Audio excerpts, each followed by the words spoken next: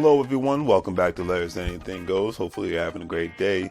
If you've been watching Larry's Anything Goes programming, you know that we are not only providing great financial intelligence content as much as possible by interviewing other financial professionals, professionals in the travel industry, real estate industry, etc. and so forth, but we provide various services when it comes to specific products that we sell, from anything that you would actually find on Amazon or actually at Walmart, etc. and so forth.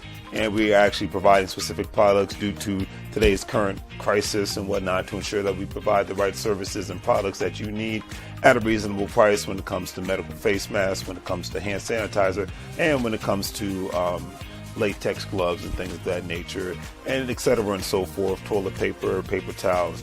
But we have what you need. Also, family, don't forget that Larry's Anything Goes is a part of an affiliate marketing network known as Gold Standard Partners, where you have the opportunity to buy cryptocurrency and allow others to invest with you as becoming an affiliate marketing partner. And obviously, if they purchase a package with the program, you're able to make money off their package purchases and make money off of their crypto purchases and things of that nature. If you want to join, please follow the links in the description, and I'll give you a call as soon as you sign up and purchase a package, and we'll go from there. But definitely, it's all about the best way to make money moves is to have currency with one another and to ensure that currency is always being spoken of on all levels so it benefits everyone and not just one specific person. That's a lot of things that people forget about. So think about joining the program and we'll be able to go from there. But if not, either way, it's always appreciated. And thank you for watching, and hopefully you guys have a great day and continuously make money moves so you don't live broke like a fool. Take care. As you can see, with our various products, we have our financial apparel, as you see, wearing There's Anything Goes t-shirt, financial intelligence is sexy, face masks, latex gloves, things of that nature, to obviously ensure the safety of you and your family all at the same time.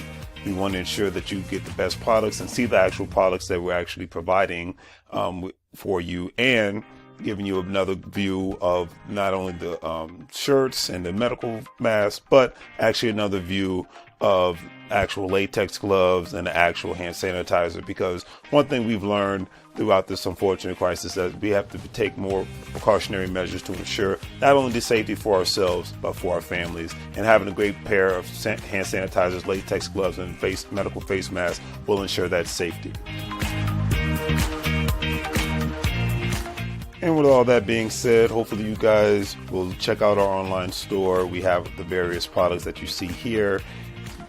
With a couple of clicks, especially if you're paying via PayPal, it makes life that much easier for you to purchase our various products, especially during this unfortunate situation. You see the apparel from Larry's Anything Goes. We have the medical products when it comes to hand sanitizer, latex gloves, medical face masks, things of that nature, and various other products. So please check out Larry's Anything Goes. Support small local businesses. We greatly appreciate it, and hopefully that you have a good day.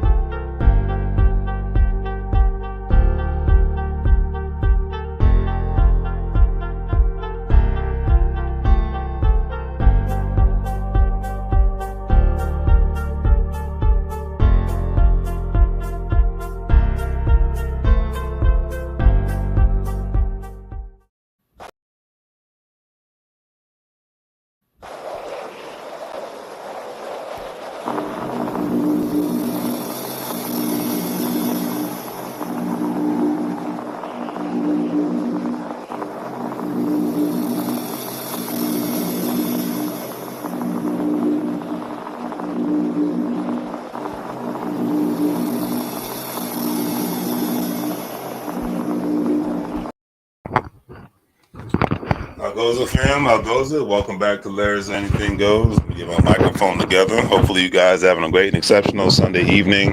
Like I said, kind of changing the direction of the channel. Going to still keep it money making, but we'll not be talking about articles every single week or doing a poem every single week. You know, you got to evolve in this life, and I'm going to even do that with this channel and whatnot. But thank you for the people that do the great free things, like, share, and subscribe. Always greatly appreciate it. All right, now today's title, the cost of living expectations is definitely far exceeded the era of the 1950s. Now, remember, I don't care your political affiliations. Don't care. If it ain't about money, I'm not going to argue about it. So if you're a Republican or Democrat, Independent, Green Party, Purple Party, do what you do. Don't care. All right. Moves are going to be made regardless of who's sitting in the White House, the governor's house, and the mayor's house. So I'm just going to put that out there now so there's no miscommunications. So, anyways, um, if you look at the 1950s, that was a special time in the United States of America. America was coming out of a Great Depression. They were coming out of World War II, the Korean War. It was, this is before the Vietnam War set off. So it was a great booming time for the United States of America, regardless of who was sitting in office. Um, they had because of the previous World War, America had the number one manufacturing economy. Um, that's one thing a lot of people don't realize, and that um, was able to basically help create a middle class among various groups. So obviously, it was harder for African Americans and other, quote unquote minorities, even though at that time African Americans were the number one quote unquote minority in the United States during that time. But the United States did have the world's strongest. Well, they always, had a strong military power. That's not even nothing to debate. But the economy was booming, and I'm reading this verbatim from the History Channel. The economy was booming, and the fruits of this prosperity, new cars, new suburban houses, because the idea of the concept of creating more and more suburbs within a hour radius of major cities and whatnot was a very big thing.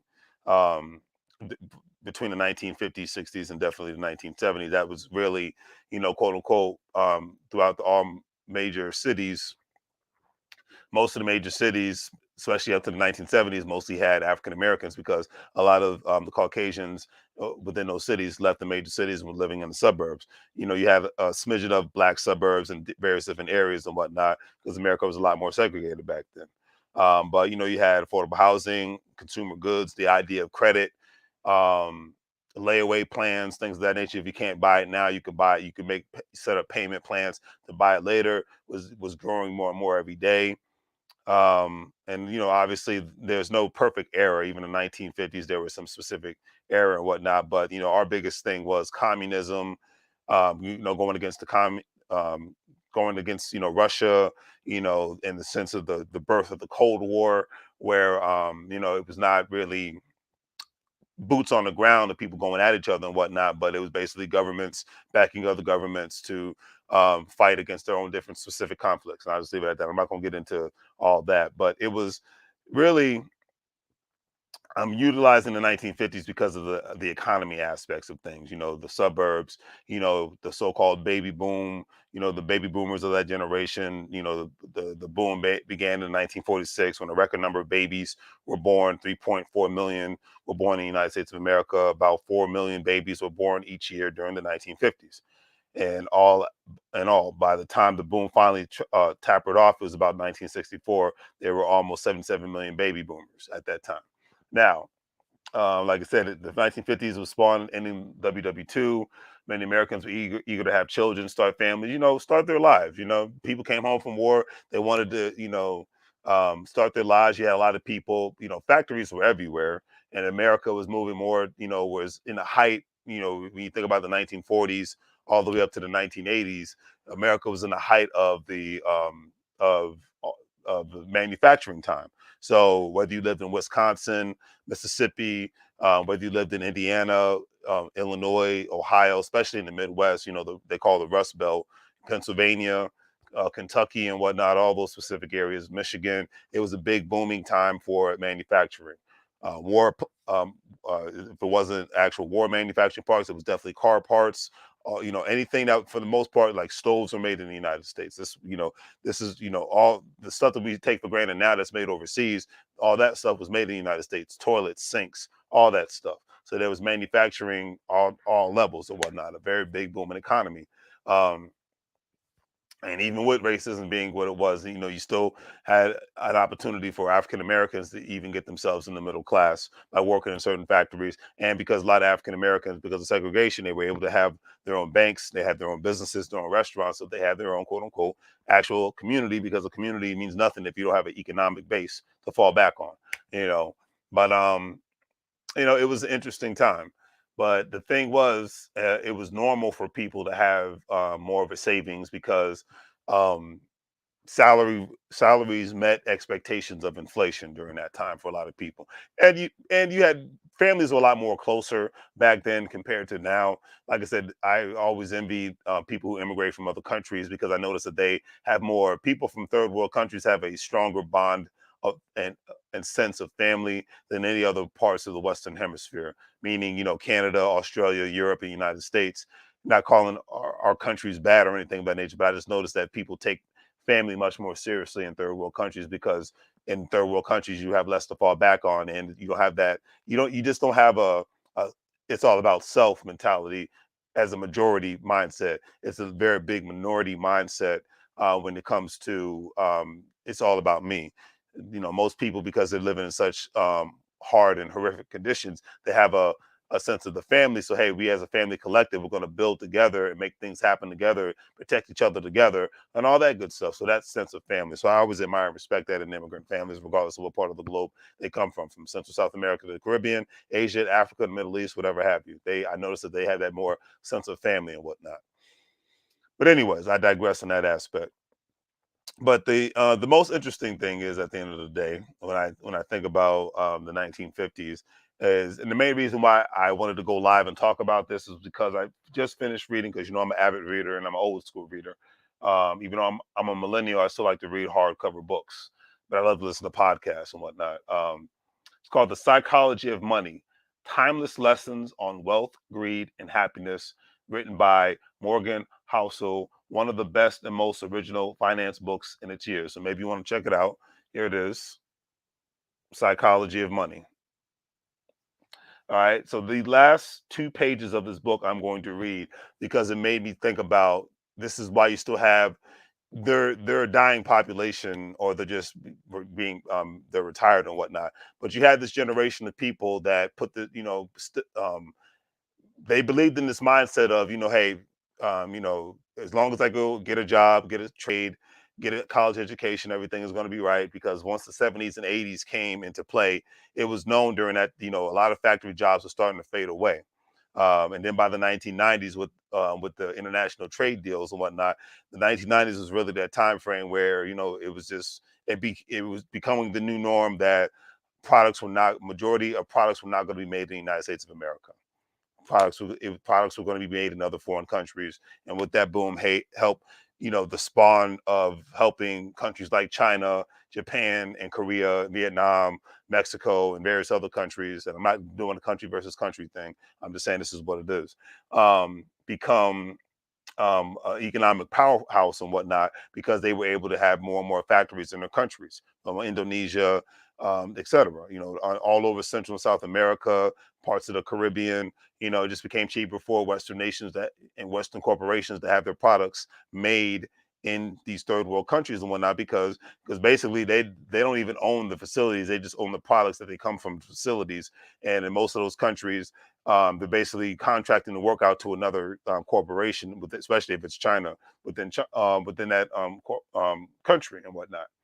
So yeah, and a lot of companies, communities in the United States suffer tremendously, especially the West, because that was the Rust Belt, from the steel making factories to auto parts factories to all these other factories, and plants and whatnot closed down because those facilities moved abroad. And then when you got into the 1990s, that was the time frame when a lot of corporations, by the late 90s to the mid 2000s, from, I say from the late 1995 to 2007, 8, and whatnot. That was like the last generation of Americans really having the opportunity to have pensions with corporations.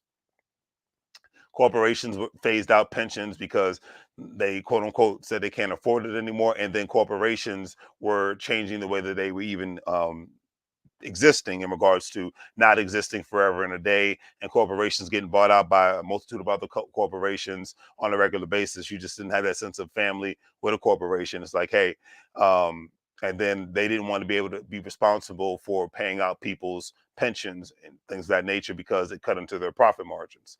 Um, and then, of course, we know that with the dawn of the 401k, whole purpose of that, quote unquote 401k retirement plan is for people to, it really was created to help rich people have a safe haven to put their money. And then two, it was created there were not enough people investing their money into the stock market because contrary to popular belief, most working people during the 90s, 80s, and 70s were not investing their money in the stock market. It was still a thing that mostly rich people did, and a handful of upper income workers did and whatnot. But most people were not investing. It wasn't a normal thing. Now with most corporate jobs, I mean, heck, even if I believe if you work at Walmart or whatnot, you can get a 401k if you obviously if you get enough hours and whatnot.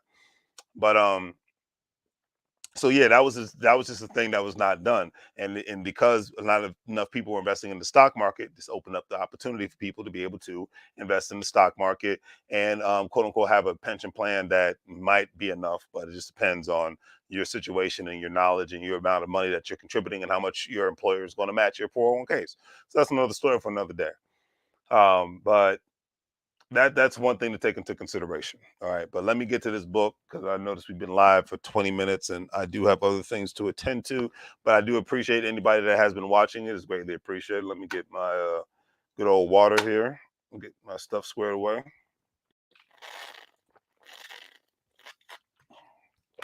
Yeah, gotta stay hydrated, family. That's all I got to say. Gotta stay hydrated. But anyways, yeah. So this is very, very interesting all at the same time, and I'm going to read these last because this book is about 238 pages. It's going to get political. Don't get in your feelings if you're a Trump supporter, Biden supporter, Obama supporter, Bush supporter. Don't get into your feelings because we don't do that here. All right. I don't care who you vote for. Don't care if you don't vote. Preferably, like I said, I want you to be more if I had my way, and I will say this, I wish people would be more knowledgeable on how to invest money in own businesses and get tax write-offs than they do about political jargon that they hear on CNN and Fox News and MSNBC. That's just my personal opinion, and I leave it at that. All right. So once a paradigm is in place, it is very hard to turn it around. A lot of debt was shed after 2008. All right. A lot of debt was shed from 2008. Matter of fact, let me not start from there. Let me really start from here. All right. The average the average new American home now has more bathrooms than occupants. Nearly half nearly half have four or more bathrooms, up from 18% in 1983. The average car loan adjusted for inflation more than doubled between 1975 and 2003, from $12,300 to $27,900. All right. And you know what happened to college costs and student loans? Household debt to income stayed about flat from 1963 to 1973. Then it climbed and climbed and climbed from around 60% in 1973 to more than 130% by 2007. Even as interest rates plunged from the early 1980s through 2020, the percentage of income going to debt service payments rose, and it skewed toward the lower income gaps. The share of income going towards debt and lease payments is just over 8% from the highest income groups, those with the biggest income gains, but over 21% for those below the 50 percentile. The difference between this climbing debt and the debt increase that took place during the 1950s and 60s is that the recent jump started from high base. Economist Hyman Minsky described the beginning of the debt crisis, the moment when people take on more debt than they can service. It's an ugly, painful moment. It's like when Wiley E. Coyote, looking down, realizing he's screwed and falling precipitously, which of course is what happened in 2008. Remember that if you were around during the 2008, my millennials especially, that was the real beginning of the end for a lot of people, especially when it came to housing, especially when it came to student loan debt. That was really when student loan debt was just getting outrageous, and it's still outrageous to this day and whatnot. Then the housing crash, and a lot of people not knowing what to do, and a lot of people still haven't recovered from that. Once a paradigm is in place, it is very hard to turn it around. A lot of debt was shed after 2008, and then interest rates plunged. Household debt payments as a percentage of income are now at the lowest levels in 35 years. But the response to 2008 necessarily, as if it may have been perpetuated some of the trends that got us here. Quantitative easing both prevented economic collapse and boosted asset prices, a boon for those who own them, mostly rich people. The Fed backstopped corporate debt in 2008 that helped those who own that debt, mostly rich people. Tax cuts over the last 20 years have predominantly gone to those with higher incomes. People with higher incomes send their kids to the best colleges. Those kids can go on to earn higher incomes and invest in corporate debt that will be backstopped by the Fed, own stocks that will be supported by various government policies, and so on. Now, before I go forward, listen to what I just said. All right. The Fed backstopped corporate debt in 2008. That helped those who own that debt, mostly rich people. Tax cuts over the last 20 years have predominantly gone to those with higher incomes. People with higher incomes and their kids send their kids to the best colleges. Those kids can go on to earn higher incomes and invest in corporate debt. That will be backstopped by the Fed. Own stocks that will be supported by various government policies, and so on. So, if you are not trying to own stocks, this is what I take from it, especially for the people that have children. If you're not trying to own stocks, and you can go online and see where there's so many videos out, because we don't live in the age of I don't know anymore. There's so many videos on there that show people how to get government tax cuts and whatnot, and how the IRS can become your best friend when you do certain things to help benefit the economy. You do that, you help benefit your economy all at the same time. So this is a great thing. This is not me versus the government, me versus corporate America. A lot of people make a lot of money off of governments, period, in this country, and corporate America, period, in this country. But you got to learn the cheat codes. You got to study the cheat codes more than you study Little Nas X and Cardi B.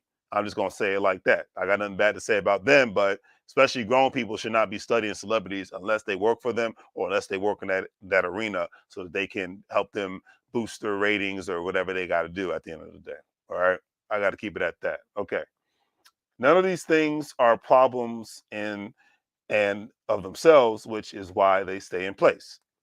But they are symptomatic of the bigger thing that happened since the early 1980s. The economy works better for some people than others. Success isn't a meritocratic as it used to be. And when success is granted, it's rewarded with higher gains than in previous eras. You don't have to think that's morally right or wrong. And again, in this story, it doesn't matter why it happened. It just matters that it did happen, and it caused the economy to shift away from people's expectations that were set after the war, meaning World War II. That's that there's a broad middle class without systematic inequality, where your neighbors next door and a few miles down the road live a life that's pretty similar to yours. Part of the reason these expectations have stuck around for 35 years after they shifted away from reality is because they felt so good for so many people when they were valid. Something that good, or at least the impression that it was that good, isn't easy to let go of. So people haven't let go of it. They want it back. The Tea Party, Occupy Wall Street, Brexit, and Donald Trump each represent a group shouting, "Stop the ride, I want off." And I'm glad that they mentioned all sides of the arguments and didn't go left versus right nonsense, because that's basic mindset. If you cannot analyze things for what they are, and you always got to bring your left versus right nonsense to the party, I don't want to go. I don't want to be invited. All right. So the details of their shouting are different, but they are all shouting, at least in part, because stuff isn't working for them within the context of the post-war expectations that stuff should work regularly, roughly the same for roughly everyone. Now, before I go on, and no era is everything the same. This is something we know. You know, when America was mostly an agricultural country, things did not work the same. There was no Social Security, there was no individual retirement accounts, there was no 401ks, and there darn sure wasn't any pensions and whatnot. You worked, you died. That's what it was. People died earlier because most people did more back-breaking work during those time frames than having more white-collar jobs. You know, it was mostly blue-collar jobs, life on the farm. You know, you had people that lived in the city and whatnot, and you had certain factories, but that you didn't have the amount of factories that you did back in the early 1900s compared to the boom in the 1930s, 40s, and 50s and 60s. You know, it was a different time frame in America. And then during the factory boom in America, you had unions. You had some good ones, you had some bad ones, but you had pension plans and whatnot. You had collective bargaining. You had the opportunity to get decent raises and whatnot, so that you can live somewhat of a decent middle class life. You know, that was the thing. Now you have more white collar jobs in the United States of America. Majority of your blue collar jobs are service based, independent contractor based, and skill based. You know, plumbers, electricians, carpenters, welders. People we need. You know what I mean? People that help keep the world going around and whatnot. So I totally get it at the end of the day. But at the end of the day, like I said, and then now, because the pandemic and whatnot, we're moving in another direction in the world. But the world is not going to ever be the same ever since the freaking COVID-19 2020 pandemic. All right, unfortunately, there's going to be less jobs. Um, for a lot of people, and there's going to be a lot more people that are in trouble that still think life is going to go back to the same the way it used to be and whatnot. We're in dark territory economically, regardless of sitting in these political offices. But most people don't want to pay attention to that. A lot of people get comfortable, and you know what I always say: if you watch my content, the comfort zone is a death sentence, no matter what time in life you're living in. And when you're vigilant and diligent about saying, okay, how do I step my game up and add value to my life, to my family's life, etc.? How do I add value to my skill sets and whatnot?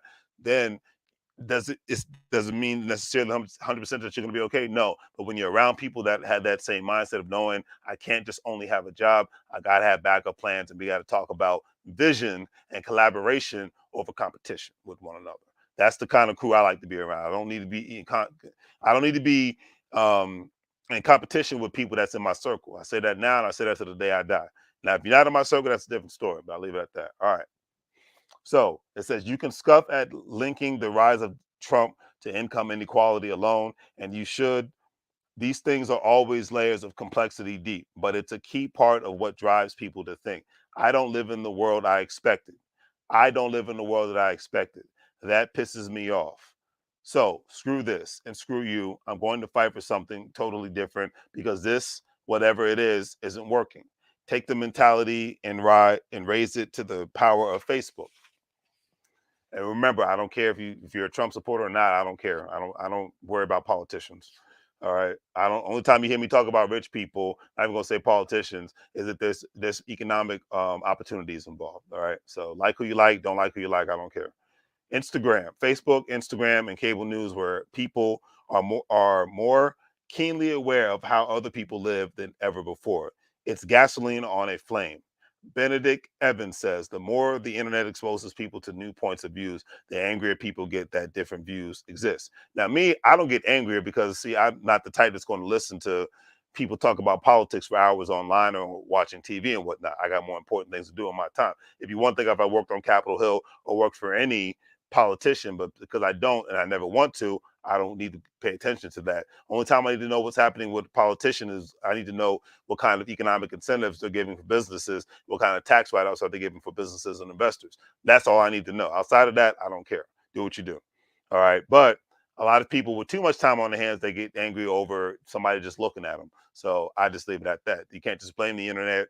But I will say that there was a time in life where people were very isolated, and the only time they knew something was going on is that they physically went to a location. They might have got a letter from a friend or a family, or they would listen to something that was on the radio, and it might not have been 100% true and whatnot. But for the most part, people just um, were only relegated to see and think about things that were happening within a 30-minute to an hour radius of where they lived at. Especially that's why you had so many people living in major cities. When you had so many people living in major cities during that time frame, it wasn't really normal to leave your even your part of town a lot of times, unless it was for work, might have been school, or it's because you were traveling on a train or a plane or whatnot, or a boat or whatnot, and you were just going wherever you were going. But you think about the 1950s, people were not traveling like that as far as working people like they do today and whatnot. You had your well-to-do people traveling, but majority of the time when your working people were traveling,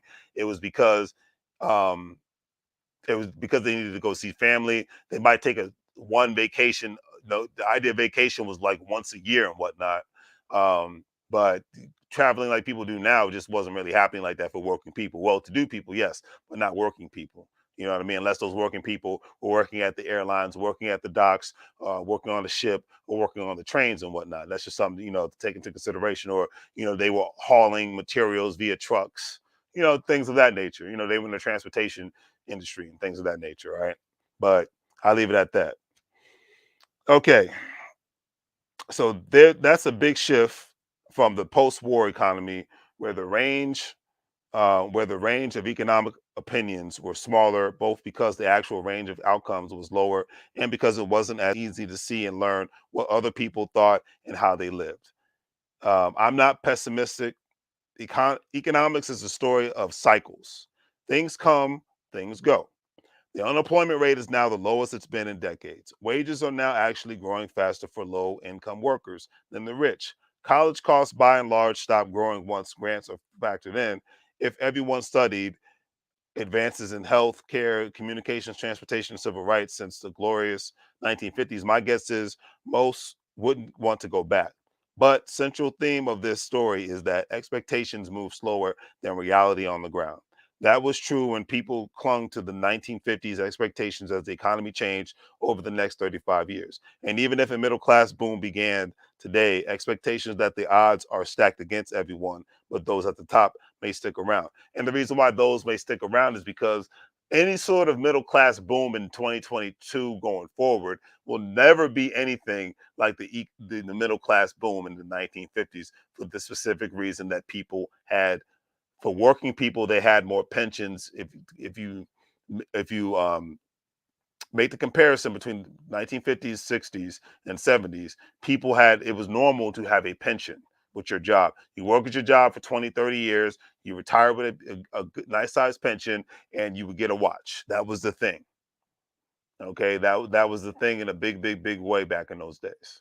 Okay, it's not like that now, and I don't see that happening anytime. I don't see any corporation or government entity, and I'm not saying this is a right or wrong thing. I just don't see them going back to the old days of having well-sized pension plans where people were able to live off of a pension plan without having to worry about being financially literate in regards to what stocks to invest in, bonds to invest in, and things of that nature. You know, that's another thing. And then you had such a big middle class boom during that time frame because you didn't have as much technology as you do today. Factory, like even in today's factories, you don't even need as many bodies on the ground as you did back in the 1950s to work in that factory. A lot of the machines can assemble cars and can assemble a lot of these other things. You don't need as many bodies on the ground on the assembly line floor. We don't live in those days anymore. So I'm not going to say that those days can never come back, but more than likely those days will never come back. I'll leave it at that. So I don't ever see a middle class boom to that effect happening, especially for small town rural America and whatnot, because they were hit the hardest when a lot of those factories and plants moved and whatnot, not just major cities, but because a big um, a lot of times those plants and factories were within an hour or 2 hour radius or even 3 to 4 hour radius of a major city.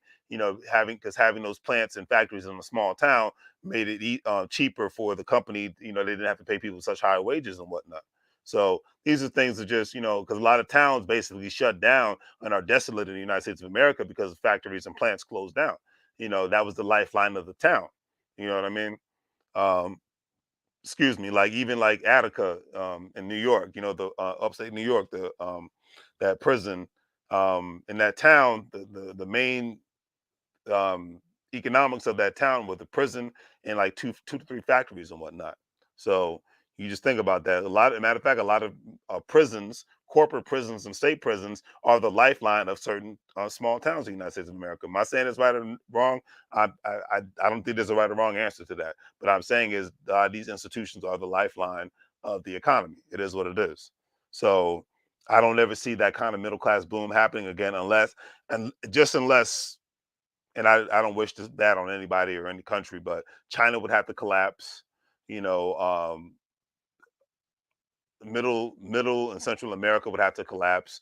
Japan, Japan would have to collapse. All these other countries that manufacture products would have to collapse again, and to the point where corporate America is like, okay, we have no choice. We have to make this stuff in the United States. That's the only way I see that happening. The governments would have to collapse. The poverty rates would have to. People would be like, "We're not going to work. We'd rather starve and die." It would just have to be at that point, in my personal opinion. But like I said, I could be wrong. I don't mind being wrong. I leave it at that. All right, finishing up here on here much longer than I anticipated, but it's all good. So the era of this isn't working may stick around, and the era of we need something radically new right now, whatever it is, may stick around. Well, I know that's going to stick around, which in a way is part of what starts events that lead to things like World War II, where this story began. History is just one damn thing after another. And I hope that we don't have an actual, because every time a conflict in the world happens, um, everybody's always predicting World War. Hey, what's up, King? Man, I hope everything is good where you're at, man. Appreciate the love and support, man. Definitely like the content, brother. Appreciate that. You the man, King. But yeah, I would hope a World War III would not have to happen to that effect, because that did not benefits certain people, but a lot of lives were lost. And hey, I'm not a fan of unnecessary debt and war and things of that nature. So lives had to be lost and whatnot. New countries had to be established. New regimes had to be established.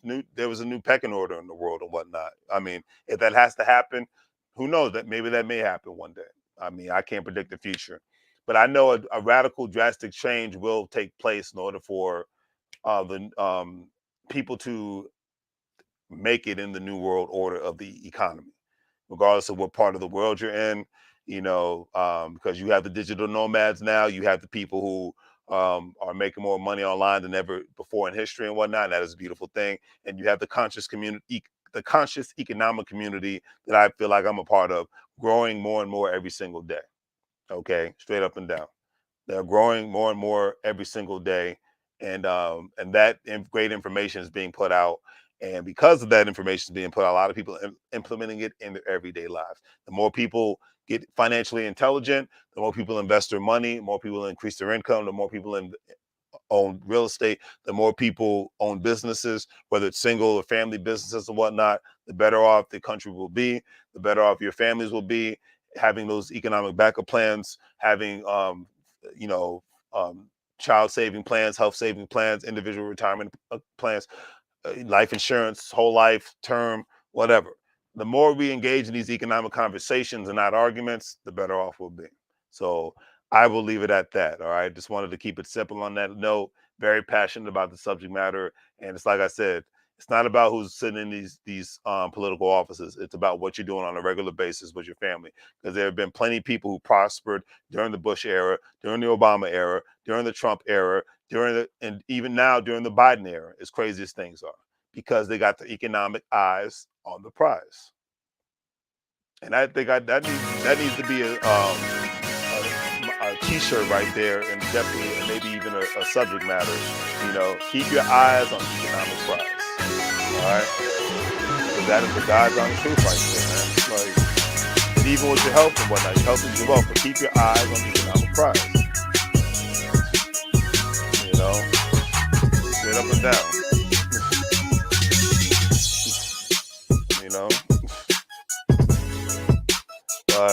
do the great three things, family, like, share, and subscribe. Don't forget to check out the online store, support your local entrepreneurs, and if you're a stock market investor, crypto investor, individual retirement account investor, bond investor, please don't forget to sign up with Stash, Acorn, Crypto.com, WEBULL, Coinbase, with all those platforms. You will have the opportunity of making some money moves all at the same time. Get some free money, get some free stock. Hey man, it's like I always say, family, make money moves, or you're going to live like a fool, regardless of what era that you're living in, all right? Keep it positive, keep it peaceful, focus on your health. At the end of the day, your health is your wealth. Drink all the best beverages you can, consume the best foods that you can, work out as much as you can, at least 4 days a week at least. Live your best life. The best way for you to live your best life, not just financially, but from a health perspective as well. Get your vitamins in, talk to a dietitian, whatever you need to do. Take care of yourself, all right? I thank you for watching. Thank you for the like. Yasin, Abera, hope you're doing great, brother, man. Hopefully we get to chop it up face to face once again one day. But on that note, family, I am out.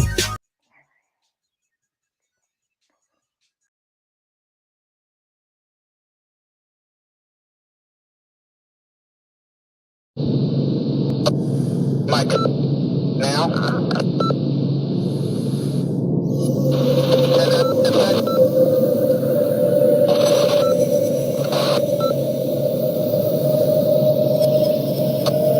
Mike, now.